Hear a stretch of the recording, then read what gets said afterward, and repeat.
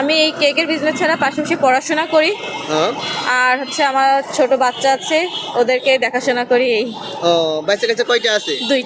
দুইটা আছে।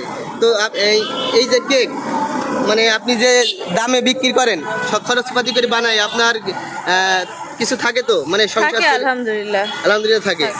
তো আসলে আমি দর্শকের একটা কথাই বলবো যে আমার আপু এখানে সবাই আসবেন বা ভিডিওটা একটু বেশি বেশি করে শেয়ার করে দিবেন। যে আপনি কি প্রতিদিন আসেন?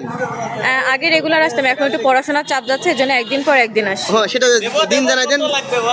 দিন মনে করেন শুক্র শনি রেগুলার আসি, আর অন্যান্য দিন হচ্ছে রবিবারে আসি না, সোম আর বুধবারে।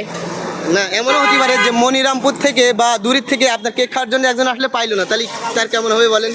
না, আমার কাছ থেকে যারা রেগুলার কেক খায় তাদের সবার কাছে আমার নাম্বার আছে, তারা আমাকে কল দিয়ে যাবো আপনি কি আজকে আছেন, যদি তাহলে আমরা আসবো।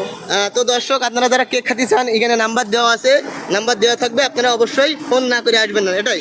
জি। তো সবাই ভালো থাকবেন, আজকের ভিডিও এই পর্যন্তই।